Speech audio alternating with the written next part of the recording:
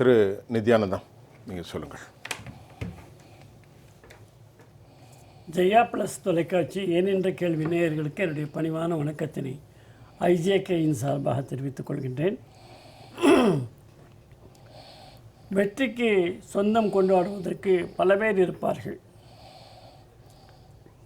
தோல்வி ஒரு அனாதையாகத்தான் போகும், அது யதார்த்த நிலை.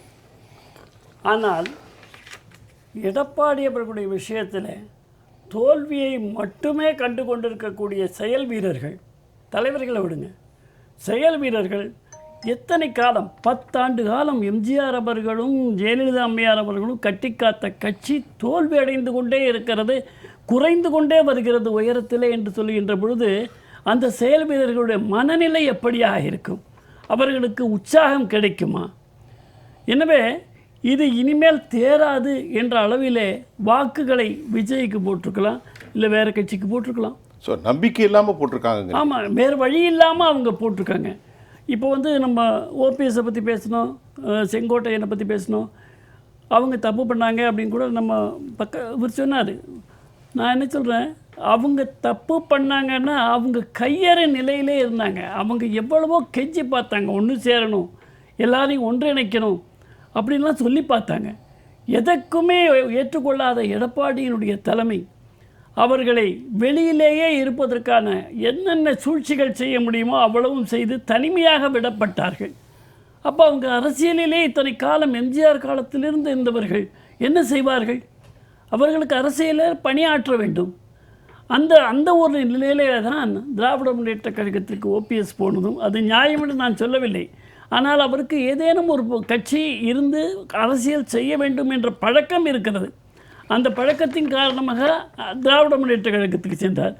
புதிதாக கட்சி இருந்தாலும் கூட விஜயோடு செங்கோட்டையன் சென்று விட்டார்.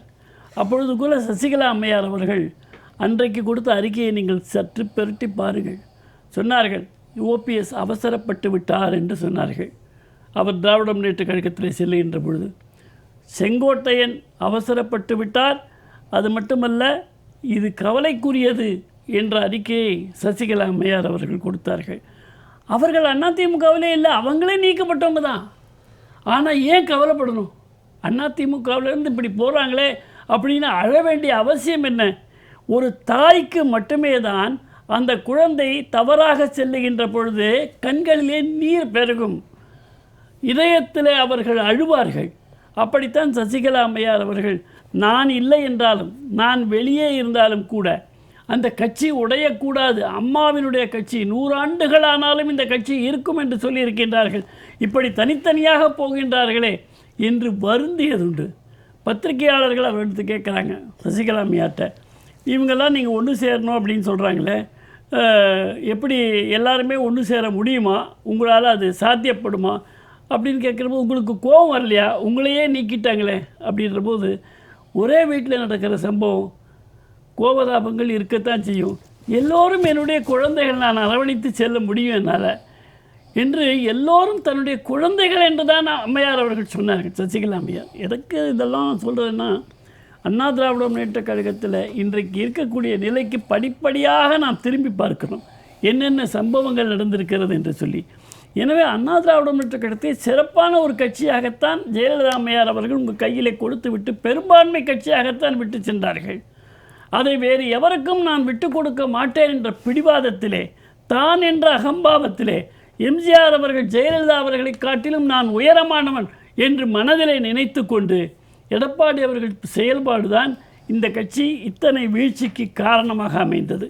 சசிகலா அம்மையார் அவர்கள் மயிலே மயிலே இறகு போடு, மயிலே மயிலே இறகு போடு என்று எத்தனையோ முறை, ஒரு முறை 2 முறை இல்லை, எத்தனையோ முறை, நீங்களும் பல முறை பேசிக்கிட்டே தான். நானும் இந்த தொலைக்காட்சி மட்டுமல்ல, அனைத்து தொலைக்காட்சியிலும் கூட நான் வேறு கட்சியிலே இன்றைக்கு இருந்தாலும் கூட அம்மையாரை தான் நாம் முன்னிறுத்த வேண்டும் அண்ணா திராவிட முன்னேற்ற கழகத்திலே என்று சொல்லியிருக்கிறேன், சொல்லிக்கொண்டே வருகிறேன். 1.5 ஆண்டுகளாக இந்த அம்மையாரால் தான் கட்சியை ஒரு இராணுவ கட்டுப்பாடோடு நடத்த முடியும். ஏனென்றால் அவர்கள் பயிற்சி எங்கே பெற்றார்கள் என்று சொன்னால் ஜெயலலிதா அம்மையாருடன் பெற்றார்கள், ஏறத்தாழ 40 ஆண்டுகள். அந்த குணம் அப்படியே அவரிடத்தில் இருக்கும்.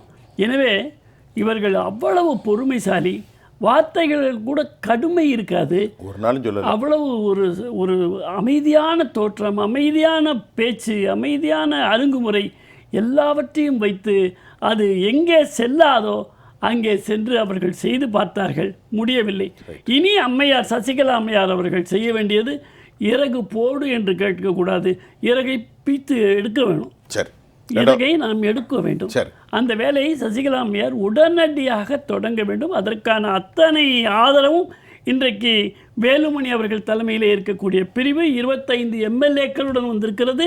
அதை நாம் பயன்படுத்தி கொள்ள வேண்டும். இத்தனை நாள் அவர்கள் வெளிப்படையாக வரவில்லை, உள்ளே சண்டை போட்டு கொண்டிருந்தார்கள். ஆனால் இன்றைக்கு வெளிப்படையாக வந்துவிட்டது. அதை நாம் விட்டுவிடக்கூடாது என்றுதான் நான் அம்மையாருக்கு என்னுடைய கருத்தாக சொல்ல விரும்புகிறேன். மக்களுக்கும் அதைத்தான் சொல்லுகிறேன். ஒரு குடும்ப ஆட்சி,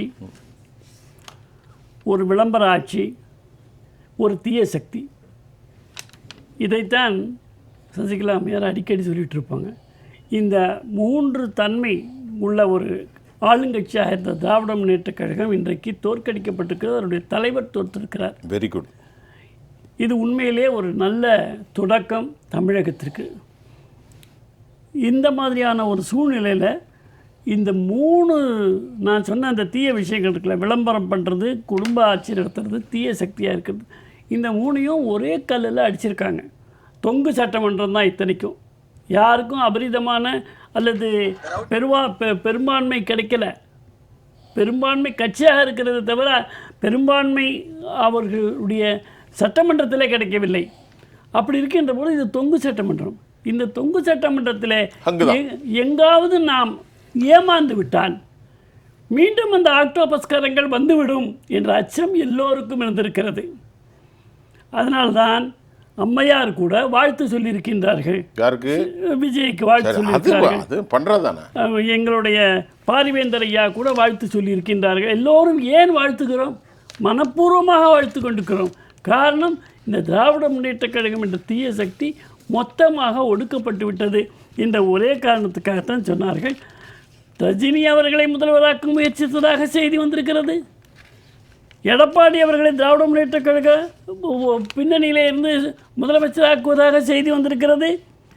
அதுபோல் ரஜினி அவர்கள் அவர்களை முதலமைச்சராக்குவோம் என்று சொல்லி செய்தி வந்தது. இவ்வளவு ஏன் விஜயை தடுப்பதற்காக. ஆக விஜயை தடுத்தால் என்ன ஆகும்?